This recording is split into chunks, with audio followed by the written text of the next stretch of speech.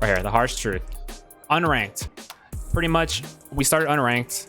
We went 15-1 or so. 15-1, 16-1, 18-1, whatever it was. We went like about 15-1, 16-1. We made it all the way to plat. Just pushing people, outskilling them, pushing easy, easy, easy. Every game up to plat is literally just easy. If you're like good at the game, it's just you literally just push people, you aggro everyone, and easy clap. Once I got to plat, that's when I started going against the slower paced players. People would take advantages, and it's more mind games. So if someone hit me with the one shot, they would force me to push them. They would wait for zone to close, and once zone closed, they know that they can like, I'm pressured because I have 1 life. They have 2 lives. They can outlife me, if that makes sense.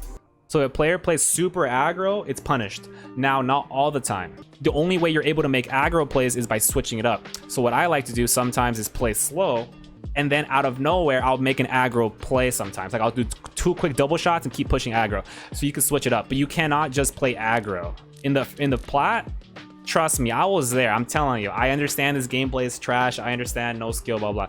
I think, I'm not going to say it doesn't take... X50, mercy notes, mercy notes, mercy notes. I'm going to eat hot, dude. Yo, what's good? I am Mercy. Welcome to my channel. I am a Knockout City player. I actually just hit Diamond recently for 1v1 rank, in which I actually uploaded a Road to Diamond video. So if you want to check that out, I'd appreciate it. This is a real in-depth guide. It's going to really take you in depth of everything that you need to know to be a better player in general, but more specifically in 1v1s. To make it easy for you, the guide will be broken up into 5 parts: neutral game, holding advantage, third-person advantage, mind games, settings, and bonus tips. Disclaimer, everything I say in this video is all original and 100% from me. Others may have similar tips, but I promise you everything in here, I worked really hard to compile all the information to give it to you all in one video. If you learned anything new at all, I would appreciate a like and subscribe. I also stream on Twitch every single day, so be sure to check that out. All right, let's get to the video. Boom, boom, boom, boom, boom. Like if someone is charging a red ball, like this is the kill range. If he's charging a ball like right here, as long as I keep this distance, I could catch it literally pretty much no matter what. This range here is the danger zone. Okay, so let's go over that one more time. Pretty much what I'm saying is that there is a kill range. If you are within this range, it's going to be insanely hard to react off a full charge shot. If you are outside this range, it's going to be really easy to react off the shot. So how do we use this? If you have a ball and your opponent does not, the best thing to do is to try to get within this range and then let a shot off. Here's an example.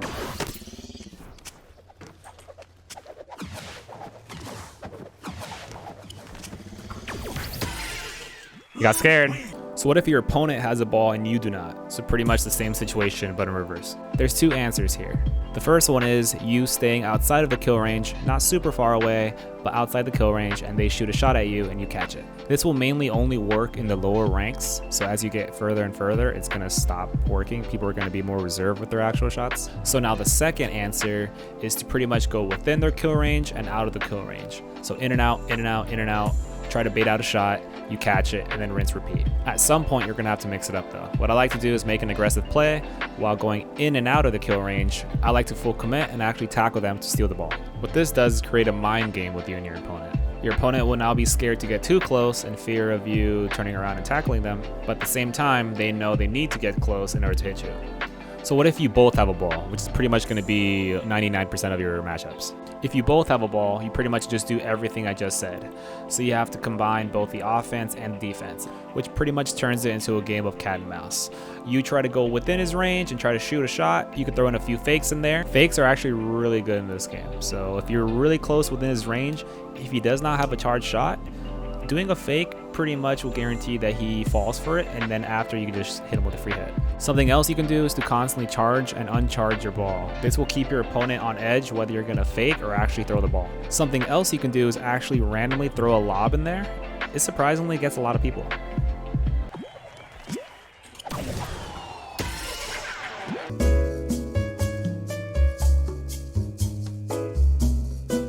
Movement. Jumping, gliding, double jump, twirl, spin, dashing. You have to know how to use this aggressively and defensively. You got to use it to chase down opponents. You got to use it to run away to go get a ball. You got to use it to keep an opponent in the zone. There's multiple ways to use movement. And actually in the previous clips, I actually showed quite a bit of that. But here's some more examples of how to use movements to finish off a fight.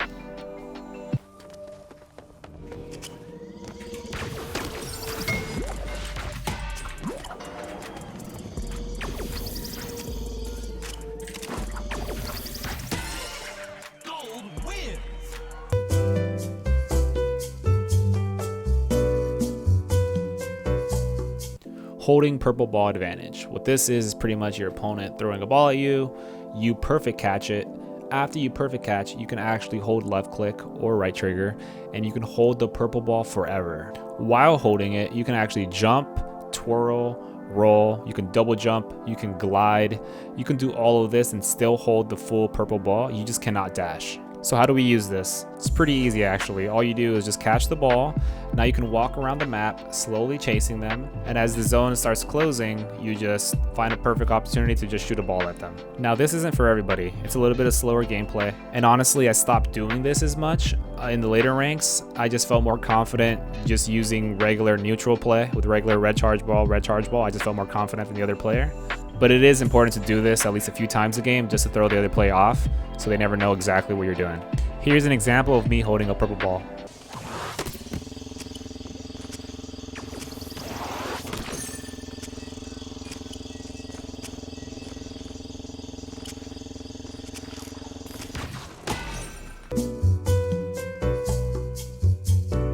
Holding zones. This one's important, and you will actually see it a lot in higher ranked gameplay. If you did not know, 1v1 is the only game mode in which the zone actually keeps getting smaller and smaller until it eventually just fully closes. So how do we use this? There's actually two ways. The first one is if your opponent's back is against the zone and you have a ball and he does not.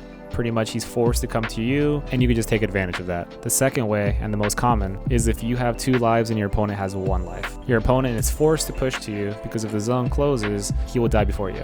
Here are a few examples of how to hold a zone.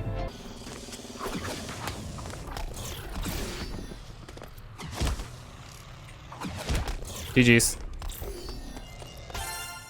Blue win.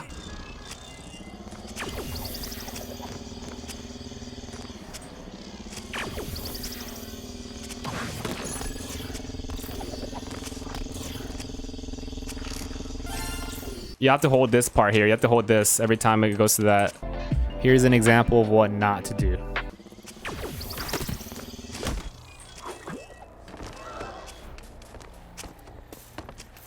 Should have held me. Okay, he threw that. He should have held me. Okay, so let's go over what just happened. He throws a ball at me, he tackles me. Now look, at this point right here, he decides to run away. He has a ball, I do not. There's absolutely no reason to run away in this situation. He has ball control and zones pushing at my back. Now let's continue. He keeps running away. Keep in mind, this is in Ruby, so it's not like this is a very low tier player. He also gives me a free ball here. Just don't do this.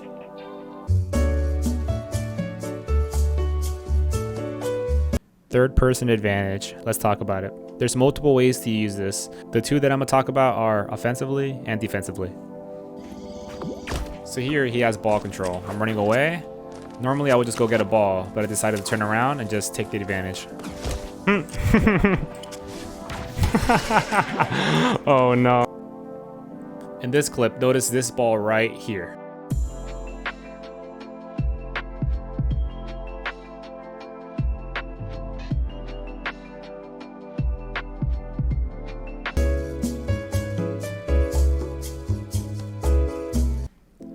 Mind games, and pretty much what 1v1s is at the end of the day.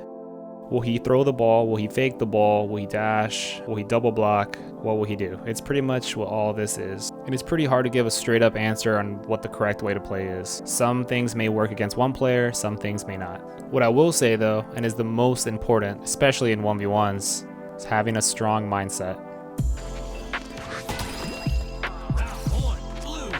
Yeah. The main thing I learned is you literally can't let like games get to you. You have to have a strong mental, like right now I'm down 1-2. I could easily come back. You have to think of every life just as individual.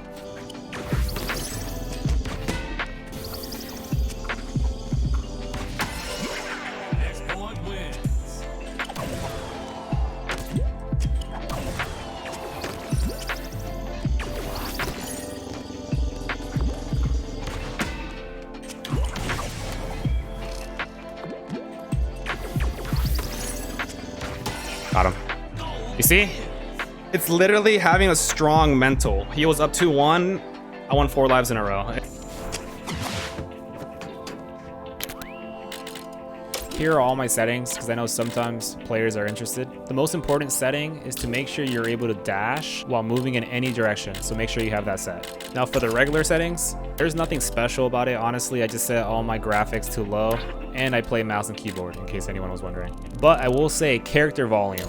I recommend this setting to low. If you see, this is the original way. It makes the noise in the background. Now if you set everything to low though, in 1v1s you will not hear taunts. So that's up to you. Another really important setting is net performance summary. Make sure you have this on. As you can see, it'll show how much ping you have. The lower ping, the better. If you were playing at 100+ ping, you know the distance of the kill range is actually further. Besides those settings, the only two settings that I really know about are depth of field. Make sure you have this off so there's no blurriness. And also sprint blur. Make sure you have this off.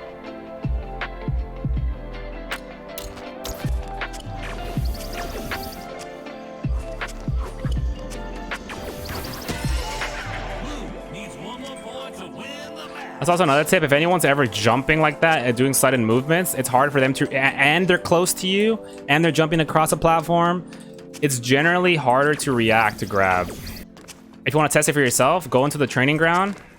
This is what I was talking about. Look, so it's pretty much, what's up, Curry? You could technically do this infinite amount of times because it's based off timing. It's literally timing. They come at the exact same time, so you should literally be able to do this pretty much an infinite amount of times. And there's nothing special about this because you see it coming, so you just know when to do it. But look, now, do the same thing jumping. It's harder. And moving. It's technically the same thing.